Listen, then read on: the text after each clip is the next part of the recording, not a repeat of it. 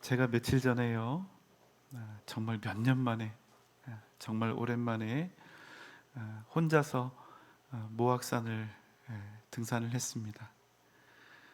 운동을 하나도 안 하다가 그래도 높은 산에 오르겠다고 이렇게 마음을 먹으니까 겁이 덜컥 났습니다. 쫄아서 산 밑에 있는 매점에서 일부러 물건을 하나 사면서 제가 물었죠. 정상까지 몇 시간 걸립니까? 빠른 사람은 1시간 반이면 충분히 올라갑니다. 아니요, 빠른 사람 말고 보통 사람 얘기해 주세요. 그러니까 2시간쯤 걸립니다 그러더라고요. 자존심상 보통 사람은 꼭 되고 싶어서 제가 죽을 힘을 다해서 2시간 만에 모악산 정상에 올랐습니다. 여러분 잘했죠? 네. 그런데 그날 저녁부터 문제가 터졌습니다. 최소한 3일 이상 온몸이 쑤시고 통증이 나고 평소에 운동하지 않는 이 운동 부족의 폐해를 제가 아주 뼈저리게 경험을 했습니다. 모악산에 오르다 보면 저를 2개 만나게 되는데요. 대원사와 수왕사입니다. 산 좋아하시는 분들은 잘 아실 거예요. 잠시 쉴 겸 절 경내로 들어갔죠. 스피커를 통해서 목탁 소리와 또 독경하는 소리가 이렇게 울려 퍼지고 있더라고요. 가만히 들어보니까 상당히 철학적이고 깊은 사색이 있는 좋은 내용의 메시지들이 계속해서 나오고 있었습니다. 그런데 참 이상했어요. 뭔가 안 맞았습니다. 여기 오래 있으면 안 되겠다 이런 마음이 들기까지 했죠. 불과 몇 분 잠깐 앉아 있었는데도 얼마나 그 시간이 저에게 길게 느껴졌고 또 어색하고 불편했는지 모릅니다. 그러다가 오늘 저희 교회를 방문하실 우리 미래 성도님들이 생각난 거예요. 4월 28일 이렇게 초청받아 오실 몇몇 분들은 오늘 내가 절 안에서 느끼는 이 어색함과 불편함을 똑같이 느끼시겠구나 이런 마음이 들었습니다. 그런 마음이 드니까 오늘 오신 미래 성도님들에게 제가 지금 무한한 엄청나게 큰 책임감을 느끼고 있습니다. 참 많은 고민을 했어요. 제가 이 30분도 채 안 되는 설교 시간이 저에게 주어졌는데 도대체 어떤 말씀을 드려야 할까 그렇게 생각을 한 겁니다. 그러다가 제 이야기를 좀 해드려야 되겠다는 생각을 했습니다. 제가 어쩌다 보니까 어느 날 이렇게 목사가 되어서 이 자리에 서 있지만 사실 저는 기독교를 죽도록 거부했던 사람 중 하나였습니다. 어렸을 때부터 믿는 어머니에게 붙들려서 거의 강제로 교회를 다녀야만 했습니다. 초등학교 때부터 시작해서 대학을 거의 졸업할 즈음이었던 27살이 되도록 27년 동안 교회를 다녔는데 제가 믿음을 가질 수가 없었습니다. 왜냐하면 기독교에는 제가 절대로 인정할 수 없는, 인정하고 싶지 않은 한 가지가 있었기 때문입니다. 기독교에서 보통 복음을 전한다 이런 얘기를 많이 하는데 여러분 복음의 뜻이 무엇이냐면요, 복음은 한자로 복복자의 소리 음자를 씁니다. 그래서 어떤 의미가 되냐면요, 좋은 소식, 복된 소식, 영어로는 good news, 기쁜 소식이라는 그런 뜻을 가지고 있습니다. 그런데 제가 막상 복음에 대해서 들어보니까 저는 하나도 기쁘지가 않았습니다. 전혀 복된 것처럼 여겨지지도 않았고요. 절대로 좋은 말처럼 들려지지도 않았습니다. 왜였을까요? 복음을 전하는 이들의 첫 번째 질문이 바로 이런 질문이었기 때문입니다. 만약 당신이 지금 죽는다면 당신은 천국에 갈 수 있습니까? 여러분, 이런 개똥 같은 질문이 어디 있습니까? 당신이 나에 대해서 뭘 안다고 이런 무식하고 예의 없는 질문을 하나, 이렇게 생각을 한 거예요. 제가 왜 그랬을까요? 이 질문에는 아주 중요한 내용이 내포되어 있기 때문입니다. 만약 이 질문에 당신은 천국 갈 수 있습니까? 이 질문에 네, 저는 천국 갈 수 있습니다, 이렇게 대답을 한다면 저는 아주 교만하고 어리석은 사람이 되는 겁니다. 왜요? 자기 스스로에 대해서 의롭다고 생각하는 사람처럼 의롭지 못한 사람이 없지요. 왜요? 오직 의인만이 자신이 죄인인 것을 알 수 있고, 의로우면 의로울수록 자신이 더욱 악한 죄인임을 알 수 있는 법이니까요. 반대의 답도 있을 수 있습니다. 당신은 천국에 갈 수 있습니까? 아니요, 저는 천국에 갈 수 없습니다. 만약 이렇게 대답한다면 제 스스로 제가 천국에 갈 수 없는 악한 죄인인 것을 인정하는 꼴이니까 얼마나 여러분 자존심이 상합니까? 그러니까 어떤 답도 할 수가 없는 거예요. 어떤 기막힌 논리를 만들어내도 제가 마지막 날에 이르게 될 종착지는 결코 천국이 될 수 없었기 때문입니다. 그래서 여러분, 저는요, 안타깝게도 이 질문을 무려 20년 가까이 이 가슴에 품고 다녔습니다. 왜요? 평생 제 스스로는 도저히 풀 수 없는 문제였으니까요. 그러니 여러분, 이 복음이요, 저에게 어떻게 기쁜 소식이 되고 복된 소식이 될 수 있었겠습니까? 그러니 매주 교회에 가는 길이 답답하고 고통스러웠습니다. 예수라고 하는 이름이 매우 친숙한 이름이었음에도 불구하고 좋은 마음이 들지 않았습니다. 그래서 교회에 가기가 어찌나 싫었는지 모릅니다. 그런데 참 웃기죠? 죽도록 가기 싫은 그 교회를요, 제가 거의 빠지지 않았다는 사실입니다. 그런 기적이 또 어디 있을까 싶어요.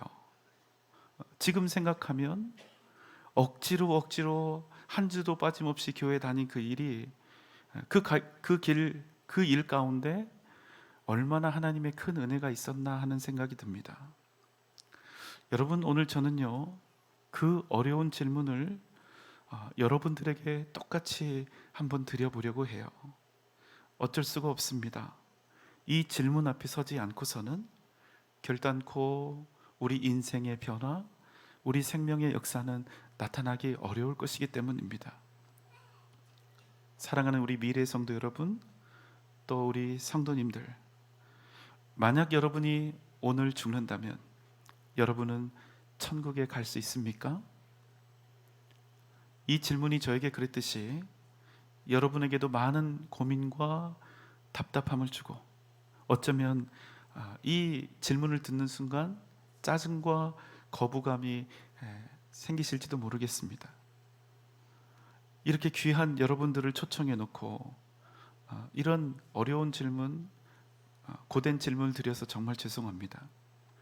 하지만 여러분, 조금만 더 저의 이야기를 경청해 주시면 좋겠습니다. 여러분, 우리 한번 냉철하게 생각해 보자고요. 이 땅에는 기독교 외에도 수많은 종교들이 있고, 그 종교들은 각기 나름의 유토피아와 이상향을 가지고 있습니다. 그러니까 기독교의 천국에 해당하는 천당, 극락, 낙원, 열반, 이런 다양한 용어들이 있다는 것입니다. 그런데 여러분, 놀라운 사실이 하나 있습니다. 뭘까요? 전혀 다른 이 여러 개의 종교에서 전혀 다른 천국이 주장되고 있음에도 이 다양한 천국들끼리 완벽하게 일치하는 한 가지 공통점이 있다는 사실입니다. 여러분, 뭘까요?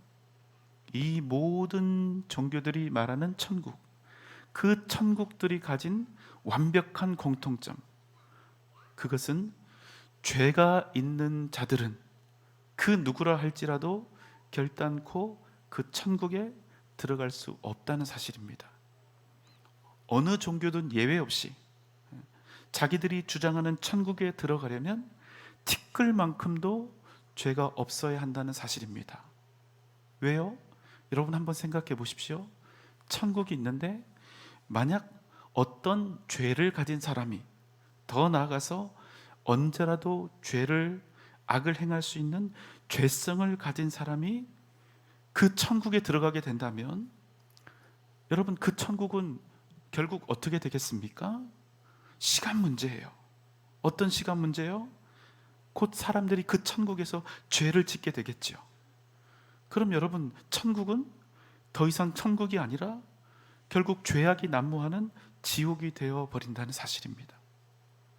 여러분, 이해하시겠습니까? 그러니까 여러분, 천국은요, 죄의 문제가 완벽하게 해결된 사람이 아니라면 절대로 들어갈 수 없는 곳입니다. 이것이 모든 종교가 이야기하는 공통된 사항이에요. 그런데 여러분, 결국 이것이 의미하는 것은 무엇일까요? 죄에 대해서 지적하지 않는 종교, 그리고 지적한 죄에 대한 해결책, 그 죄의 문제의 해법을 제시하지 않은 채 그저 천국이 있다, 열반이 있다, 극락이 있다, 유토피아가 있다, 이렇게 주장하는 종교는 반드시 거짓된 종교고 헛된 것을 좇게 만드는 악한 종교가 된다는 사실입니다. 많은 종교들이요, 죄의 문제를 해결하는 방법으로 자기 부인과 선행, 공덕을 말합니다. 죄의 문제를 해결하려면 나 자신을 부인하고 다른 사람들을 위한 이타적인 삶을 살며 선행을 하고 덕을 쌓는 것입니다. 하지만 여러분, 우리가 반드시 속지 말아야 할 한 가지 진실은 무엇입니까? 여러분, 죄는요, 결단코 우리가 이타적인 삶을 산다고 해서 없어지는 것이 아닙니다. 죄는요, 다른 사람들에게 선을 베풀고 덕을 쌓는다고 해서 절대로 해결되지 않는 그런 문제라는 거예요. 모든 종교가 이야기하고 있는 죄의 결과, 그 죄의 문제가 해결되지 않았을 때의 그 결과는 무엇입니까? 천국에 가지 못하고 지옥에 떨어지는 것입니다. 그 죄가 크든 작든 지옥에 떨어져야 그 죄의 값이 치러진다는 사실입니다. 여러분, 그러니까 이 죄의 문제가 얼마나 크고 두려운 문제인지 우리가 알아야 하는 것이죠. 그런데 여러분, 대부분의 종교들은 그러한 이 무서운 죄에 대한 책임을 각자의 선행과 공로로, 또 깨달음으로 해결하라고 요구합니다. 스스로 노력해서 도를 깨닫고 무아의 존재가 되어서 세속에서 벗어나라고 그렇게 이야기를 하죠. 각자 자신이 지은 죄에 대해서 스스로 책임을 지고 선행이 되든 득도가 되었든 각자 죄의 문제를 해결해서 의로운 사람이 되고, 그래서 천국에 가라, 이런 말입니다. 그런데 여러분, 양심적으로 한번 생각해 봅시다. 우리가 과연 스스로 각자에게 닥쳐온 이 죄의 문제를 해결해낼 수 있을까요? 스스로 우리가 흠 한 점 없는 의로운 사람이 되어서 우리 스스로의 힘으로 천국에 이르고 열반에 이르고 극락에 이를 수 있을까요? 이게 내 힘으로 가능하다, 얼마든지 나의 의지와 노력으로 나는 열반에 이를 수 있다, 이렇게 단언할 수 있는 사람이 있을까요? 저는 없다고 생각합니다. 모든 종교, 그 모든 종교에 속해 있는 그 어느 종교인이라도 저는 할 수 있다고 자부할 수 있는 사람 없다고 믿습니다. 왜요? 우리 인간 자체가 유한하고 우리의 마음과 본성이 죄로 가득한데 어떻게 나 스스로 의에 이를 수가 있겠습니까? 그것도 어느 수준이요? 천국이든 극락이든 능히 들어갈 수 있을 만큼의 순도 100%짜리 의인으로 어떻게 우리 스스로 되냐고요. 나는 스스로 의로움에 이를 수 있다. 나는 내 힘으로 천국에 갈 수 있고 극락에 갈 수 있다. 이렇게 생각하고 자부하는 사람은 오히려 절대로 천국이든 극락이든 들어갈 수가 없는 사람입니다. 왜요? 이렇게 호언장담하는 사람은 절대로 의인일 수가 없으니까. 많은 사람들이 기독교를 은혜의 종교라고 이렇게 읽었습니다. 하지만 여러분, 기독교는요, 반드시 죄의 문제를 지적합니다. 이 부분에서는 절대로 은혜롭지가 않습니다. 절대로 그냥 넘어가질 않아요. 그렇게 여러분, 기독교의 복음은 그저 듣기 좋은 소리만 그렇게 될 수는 없습니다. 그러나 여러분, 기독교의 복음은 우리에게 생명의 길, 구원의 길을 명확하게 제시합니다. 바로 죄의 문제를 해결하는 유일한 방법에 대해서 말씀하고 있다는 것입니다. 로마서 10장 13절입니다. 누구든지 주의 이름을 부르는 자는 구원을 받으리라. 누구든지 주의 이름을 부르는 자는 구원을 받으리라.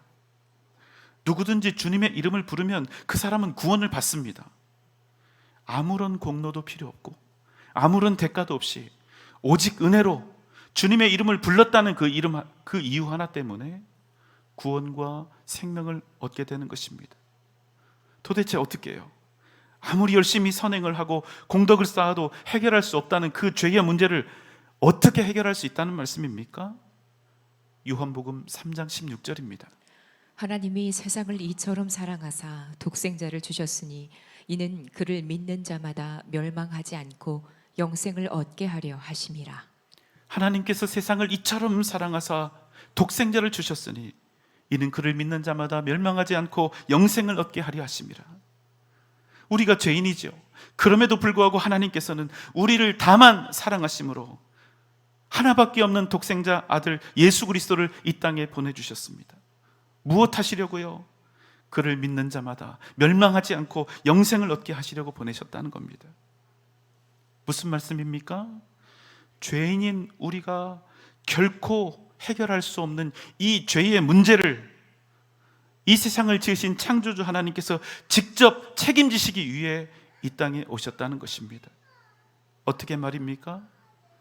하나님의 아들 예수 그리스도께서 우리의 죄를 대신 지고 십자가에 달려 죽으심으로 우리의 죄를 깨끗게 하시고 그를 믿는 자마다 영원한 생명을 얻게 하신 것입니다.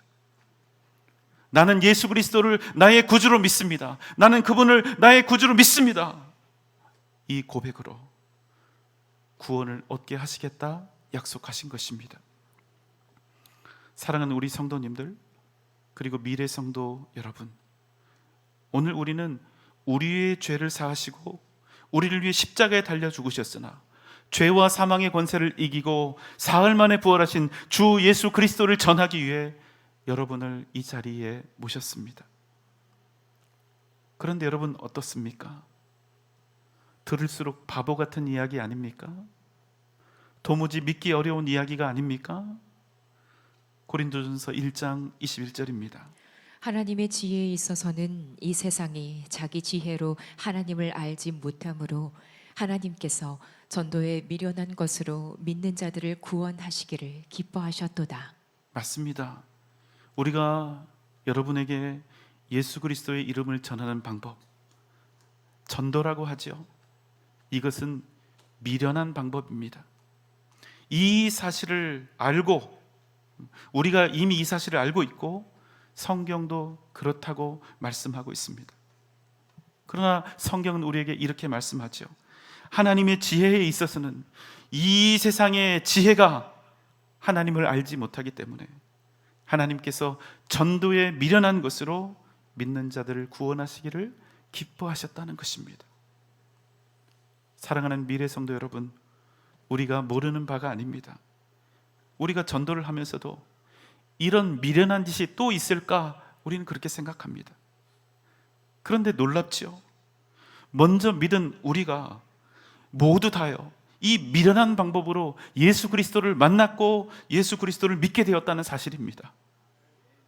그런 여러분, 정말 놀라운 기적이 아닙니까? 그럼에도 마음속에 이런 생각 드시는 분 계실 거예요. 차라리 나에게 기적을 보여달라. 차라리 하나님이 존재하는 표적이나 증거를 보여달라. 22절로 24절입니다.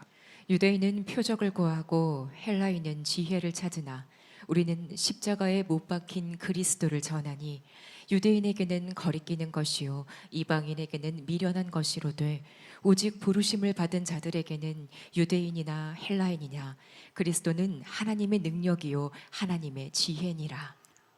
어떤 사람들은 내가 복음을 믿을 테니 표적을 보이라 합니다. 어떤 사람들은 내가 예수를 따를 테니 증거를 달라 합니다. 그러나 이 시간 여러분께 우리가 전해드릴 것은 오직 하나, 우리의 죄를 대신 지고 십자가에 달리신 주 예수 그리스도의 이름뿐입니다. 그 이름이 어떤 분들에게는 거리끼는 이름이 될 것이고 또 어떤 분들에게는 미련한 이름이 될 것입니다. 그러나 오직 하나님의 자녀로 부르심을 입은 자들에게는 그리스도는 살아계신 하나님의 능력이요 하나님의 지혜요 유일한 생명의 길이요 구원의 길이 되는 것입니다. 사도행전 16장 31절입니다. 주 예수를 믿으라. 그리하면 너와 네 집이 구원을 받으리라. 사랑하는 미래 성도 여러분, 부디 예수 그리스도를 믿으십시오. 그럼 주님께서 여러분의 죄를 사하시고 하나님의 자녀가 되는 놀라운 권세를 주실 것입니다. 여러분뿐 아니라 여러분의 가정과 가문이 구원을 얻는 놀라운 복을 허락해 주실 것입니다. 여러분의 삶을 치유하시고 여러분의 인생을 바꾸시며 여러분의 걸음이 하나님의 은혜와 능력으로 넘쳐나게 하실 것입니다. 사랑하는 우리 미래 성도 여러분, 그리고 우리 사랑하는 성도님들, 오늘 이 시간 주 예수 그리스도를 믿고 영생을 얻으며 영원한 천국을 향해 걸어가는 복된 은혜가 여러분 가운데 넘쳐나시기를 주님의 이름으로 축원합니다.